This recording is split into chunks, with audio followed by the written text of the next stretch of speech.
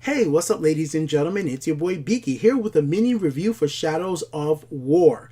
If you guys remember, I was a big fan of Shadows of Mordor's Nemesis System, and this time around with Shadows of War, the Nemesis System has been extended to the extreme. Now you have the ability for a little old grunt to go all the way to Overlord, from Captain to War Chief to Overlord, and all along the way, that orc could be just your nemesis, the guy that keeps on killing you. You just want to have revenge. If you feel like you're really badass, you could send that orc a death threat. That death threat makes that orc has higher quality equipment, because now legendary, epic, or rare equipment can drop from orcs. And these things drop so frequently, I never felt in the game that I needed to have loot boxes. And once again, guys, I'm somebody who has played this game for a long amount of time. I've 100%ed all the story-based missions, all the side quests, gotten every single collectible, did all the fourth act mission. I never felt like I needed to spend any single money whatsoever on any loot boxes to be able to do this. The core combat and finding these orcs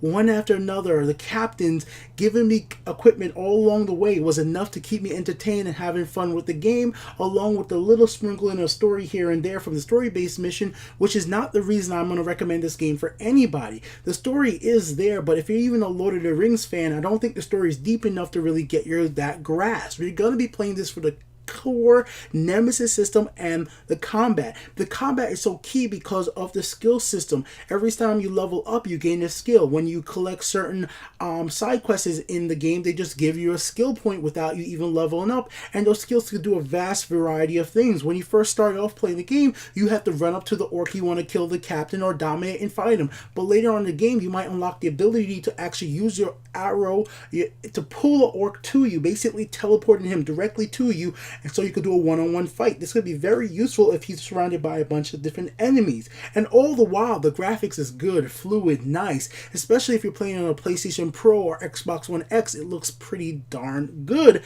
And at a steady frame rate. I never run into any crashes with the game, no frame rate problem. It's just steady and solid all the way through. And that's something I love about a game like this, is just when you're playing it and having a good time and not have to worry about big bugs or big crashes at any time at all. You will have some absolutely amazing moments when you're riding a Drake, riding a Category, having these huge beasts taking on your opponent. You'll have these really intimate moments when this orc just betrays you and you're like, why did you do that?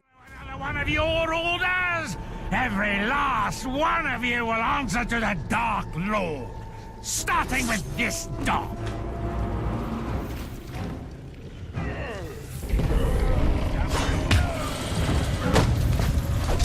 Do you know how much of a pain it was to serve you? Probably not. You never noticed me. Well, now, you're gonna notice me as I stomp the life out of you.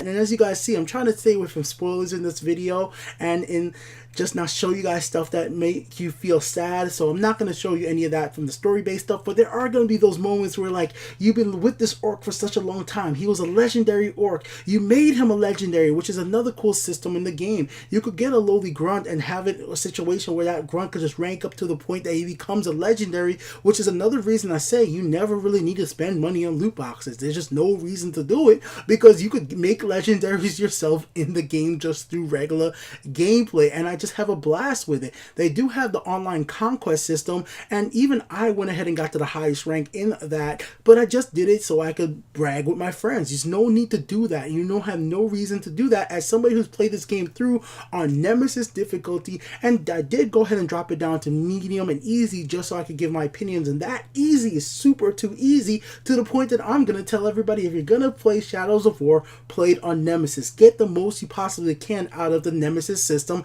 and play it in that hard difficulty. It's going to make every single fight you fight feel so much better. Every single win feels so much greater when you play it on that harder difficulty. And there are certain games out there that feeling that you get from beating it on the hardest mode really feels great. And that's why I'm going to recommend that for this game right now.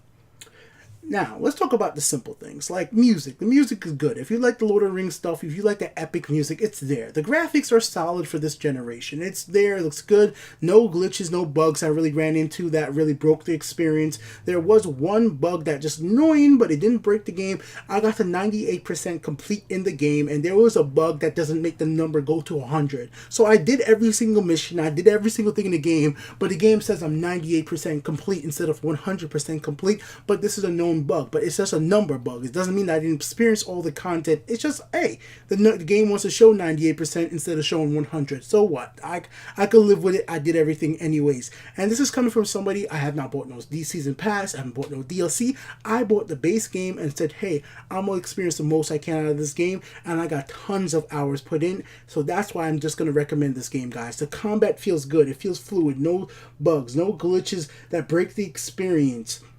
The downfall of the game would definitely be the story, but if you're willing to look past the lackluster story, and that might be a big look past for some people, but if you're willing to go in this for the Nemesis system, the amazing dialogue from the orcs, the amazing combat that you get to unlock from this huge skill tree, then I definitely think this is a game that most people are going to enjoy. So I'm going to go ahead and say I highly recommend you go ahead and try Shadows of War. This was Beaky with the Untitled Game Show. Just a mini review for you guys today. I love this game. I wouldn't have did 100% if I didn't. So I'm going to recommend it. Don't buy any loot boxes. Don't spend anything extra. You don't need to. You can play the game and it works fine. Until next time, peace out.